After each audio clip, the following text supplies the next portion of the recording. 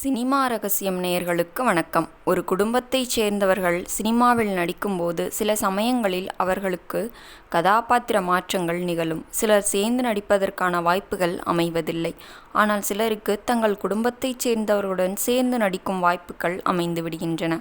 அப்படி ஒரு நடிகை தனது தங்கைக்கு அம்மாவாக நடித்துள்ளார். அவர் யார் என்று பார்ப்போம். அவர் வேறு யாருமில்லை, நடிகர் சிம்ரன் தான் அவர். தமிழ் சினிமாவில் 90களில் முன்னணி நடிகையாக இருந்தவர் சிம்ரன். அப்போது அவர் நடித்த படங்கள் பெரிய அளவில் ரசிகர்களிடையே வரவேற்பை பெற்றன. அப்படி அவர் ஒரு படத்தில் தனது உடன் பிறந்த சகோதரிக்கு அம்மாவாக நடித்துள்ளார். அதுவும் அந்த படத்தில் மலையாள சூப்பர் ஸ்டார் ஹீரோவாக நடித்தார். தனது நடிப்பால் தமிழ் சினிமாவில் தனி இடம் பிடித்தவர் நடிகர் நாசர். அவரை பலருக்கும் நடிகராக மட்டுமே தெரியும் என்றாலும் அவர் 5 படங்களை இயக்கியிருந்தார்.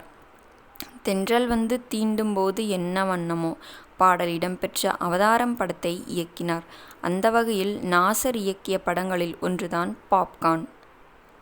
மலையாள சினிமாவின் முன்னணி நட்சத்திரமாக இருக்கும் மோகன்லால் ஹீரோவாக நடித்த இந்த படத்தில் சிம்ரன், ஜோதி நேவல், ஊர்வசி, விவேக், ஸ்ரீமன், எம்.எஸ். விஸ்வநாதன் உள்ளிட்ட பலர் நடித்திருந்த இந்த படத்திற்கு கதை திரைக்கதை எழுதிய நாசர் படத்தை இயக்கியிருந்தார். யுவன் சங்கர் ராஜா இசையமைத்த இந்த படத்தை நாசரின் மனைவி கமீலா நாசர் தயாரித்திருந்தார். படத்தின் கதையை பொறுத்தவரை இசையமைப்பாளராக இருக்கும் மோகன்லால் நடன கலைஞரான சிம்ரனை காதலித்து திருமணம் செய்து கொள்கிறார். இருவருக்குள்ளும் பொதுவான கலை என்ற விஷயத்தில் ஈகோ வெடிக்கிறது. இருவரும் பிரிந்து விடுகின்றனர். இவர்களது மகளாக நடித்திருப்பார் ஜோதி நேவல். இவர் தனது அப்பா அம்மா இருவரையும் சேர்த்து வைக்க முயல்வார்.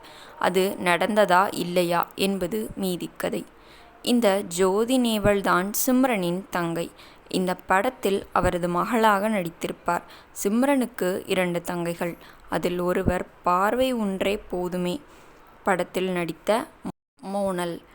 அவர் இளைய சகோதரி. தனது உடன் பிறந்த சகோதரிக்கு தாயாக சிம்ரன் நடித்துள்ளது பலருக்கும் தெரியாத தகவல்.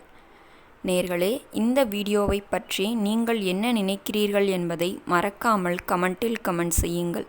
இந்த வீடியோ உங்களுக்கு பிடித்திருந்தால் வீடியோவிற்கு ஒரு லைக் கொடுத்துவிட்டு நமது சினிமா ரகசியம் சேனலையும் சப்ஸ்கிரைப் செய்து கொள்ளுங்கள்.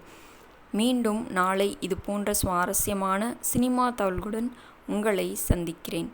மேலும் இதே மாதிரி ஒரே படங்களில் ஒரே குடும்பத்தை சேர்ந்தவர்கள் என்னென்ன வேடங்களில் நடித்திருக்கிறார்கள், அதில் மிகவும் உங்களுக்கு பிடித்தமான கதாபாத்திரம் எது, மிகவும் பிடித்தமான படம் எது என்பதை கமெண்டில் மறக்காமல் கமெண்ட் செய்யுங்கள். நாளை சந்திப்போம். நன்றி, வணக்கம் நேயர்களே.